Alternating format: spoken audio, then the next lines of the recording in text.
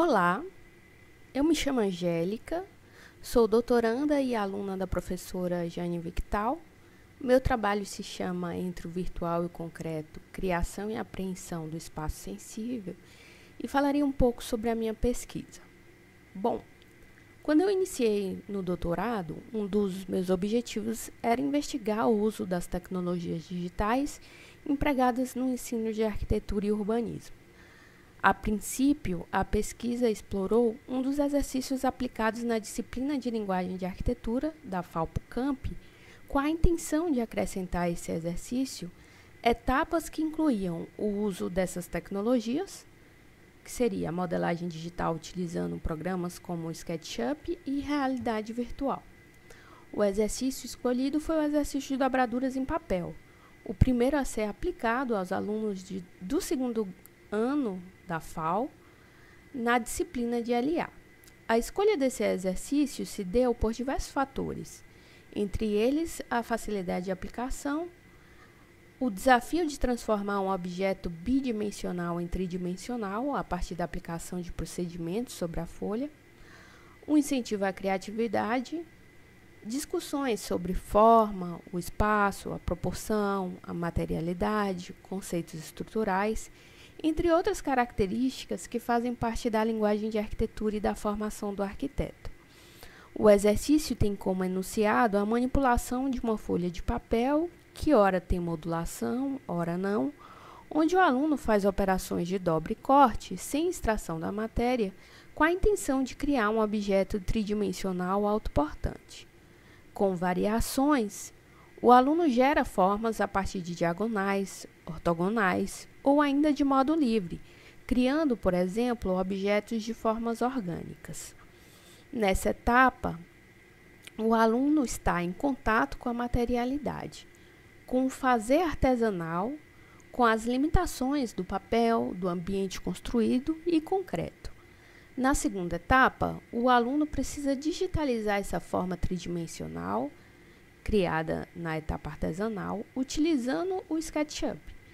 Ele pode ou não fazer uso do escaneamento 3D, utilizando o Kinect e o Scanect para isso. Nessa etapa de digitalização, o objetivo é explorar a modelagem digital convencional, compreendendo essa nova interface de interação que envolve homem-máquina e como se dá esse processo. Quer dizer, explorando os comandos do programa, as formas como ocorre a interação e notando as dificuldades de modelagem que essa etapa oferece, assim como suas facilidades. Por fim, um aluno tem contato com a modelagem em realidade virtual, utilizando o Gravity Sketch VR ou o VR Sketch plugin e o Twinmotion. Bom, o uso desses três programas se dá pela característica e pela intenção do exercício. O Gravity Sketch e o VR Sketch são programas de modelagem em realidade virtual.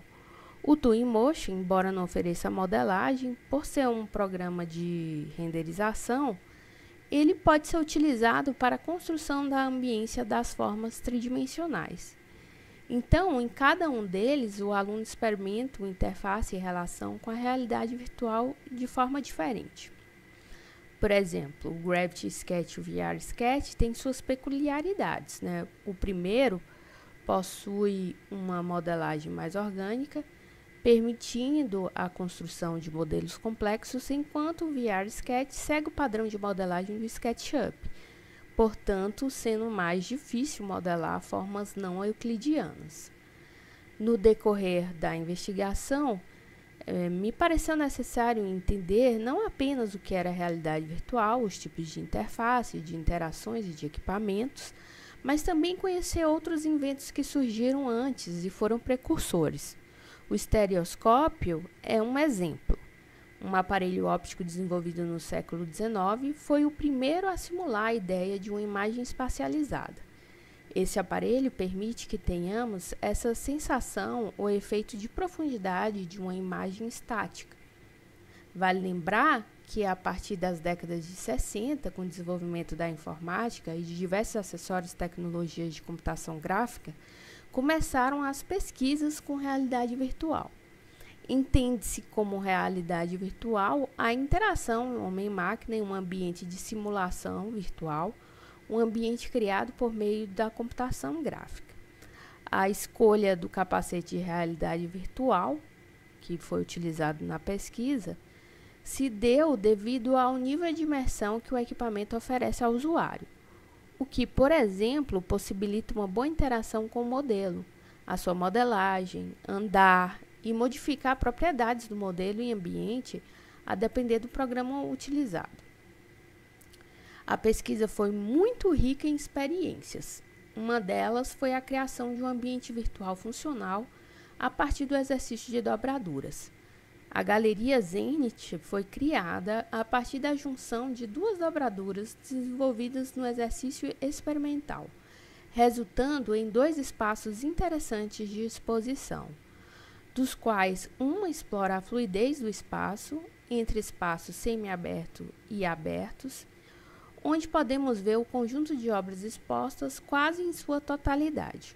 O outro, um espaço mais intimista, organizado por setores, cujo fluxo é dividido hierarquicamente. Então, teria o primeiro andar, o andar térreo, um mezanino e uma sacada, corredor. E o visitante pode passear por esse ambiente, mas tem essa sequência, né? Sendo que o outro espaço ele é mais livre de fazer o passeio, fazer a transição. Mesmo porque estamos falando de teleporte, né? Então, você clica e vai para aquele lugar. E esse contato ele precisa ter um piso, né? Para fazer a transição.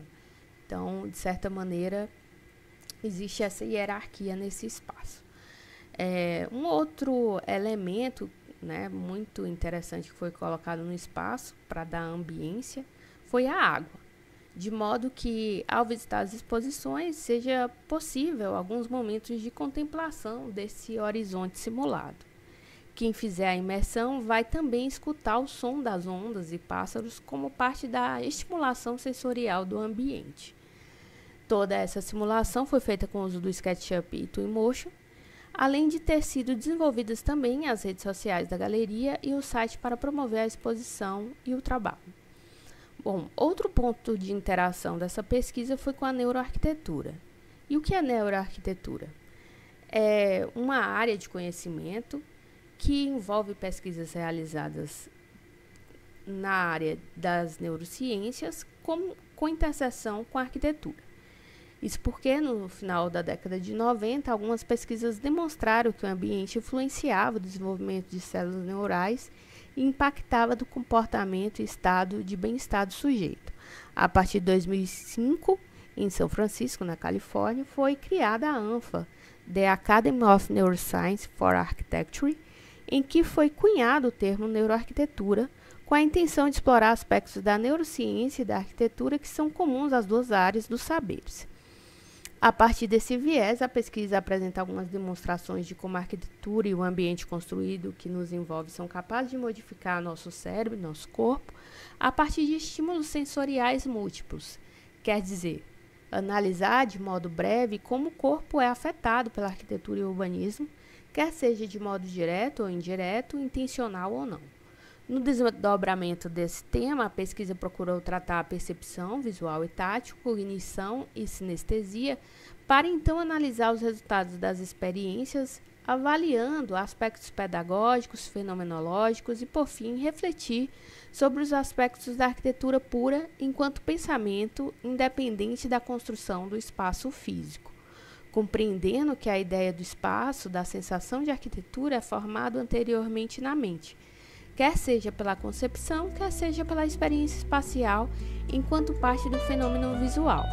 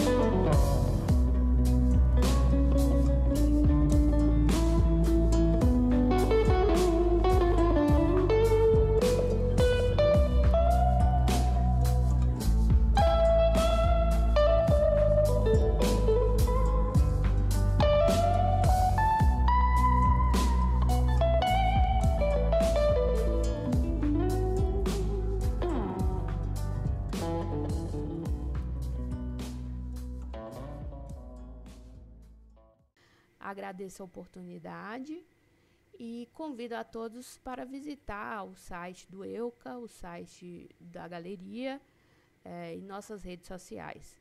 Muito obrigada.